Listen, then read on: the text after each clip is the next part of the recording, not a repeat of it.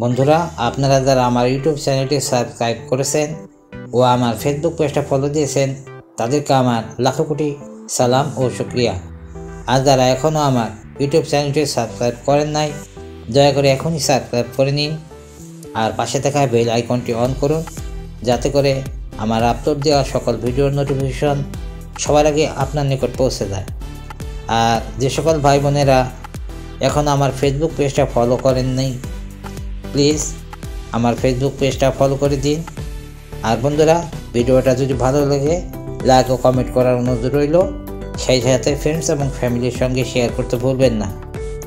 চলুন দেখি ভিডিওটা শুরু করা যাক। আসসালামু আলাইকুম ওয়া রাহমাতুল্লাহি ওয়া বারাকাতুহু। বন্ধুরা, আমরা আজকের রেসিপি দারুণ মজার ড্রাগনের জুস। তার জন্য একটা ড্রাগন ফল নিয়েছি, দেখুন কত সুন্দর হয়েছে। ড্রাগন ফলটা আমি কেটে নিব।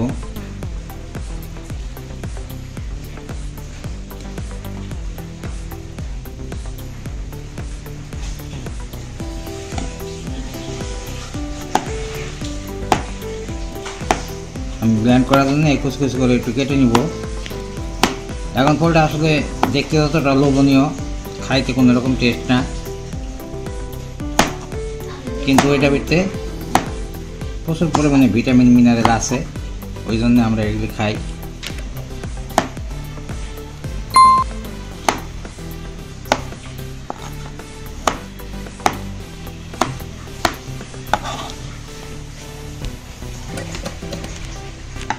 তোমাদের শুধু ড্রাগন ফলটাকে আমি একটু ব্লেন্ড করে নিব।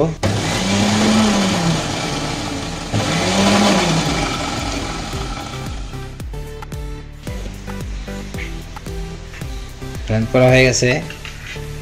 এরপর আমি স্বাদ মতো চিনি দিয়ে দিব আর কোয়াটা চামচ বিট লবণ আর একটা লেবু দিব, আমি লেবুর রস।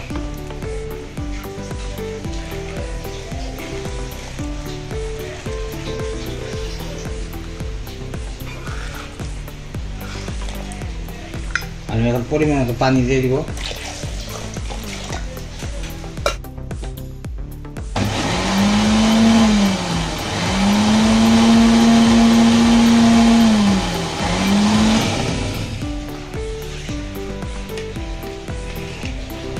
হয়ে গেল আমার ড্রাগন ফলের জুস।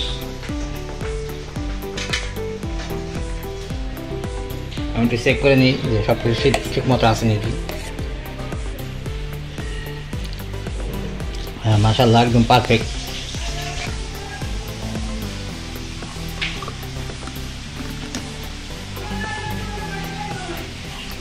খুবই টেস্টি এবং হেলদি একটা রেসিপি এবং সহজ। আশা করি সবাই ট্রাই করবেন।